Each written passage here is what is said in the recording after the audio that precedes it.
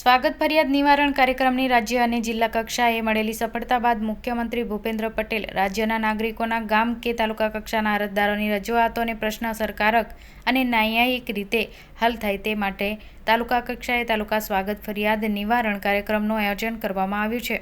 આ કાર્યક્રમ અંતર્ગત અંકલેશ્વરની મામલતદાર કચેરી ખાતે પ્રાંત અધિકારી ભવદીપસિંહ જાડેજાની અધ્યક્ષતા હેઠળ તાલુકા કક્ષાનો સ્વાગત ફરિયાદ નિવારણ કાર્યક્રમ યોજાયો હતો, જેમાં અંકલેશ્વરના મામલતદાર કરણસિંહ રાજપૂત, તાલુકા વિકાસ અધિકારી હિરેન બારોટ અને સ્ટેટ PWDના આશિષ બોડા સહિત તલાટીઓ અને અરજદારો હાજર રહ્યા હતા.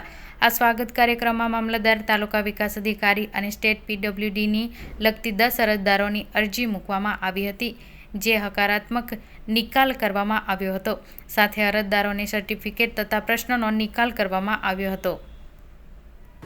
આજરોજ અંકલેશ્વર તાલુકાની તાલુકા સ્વાગત ફરિયાદ નિવારણ કાર્યક્રમ યોજાયો, જેમાં ટોટલ 10 અરજીઓ આવી હતી, જેમનો હકારાત્મક નિકાલ થયેલ છે.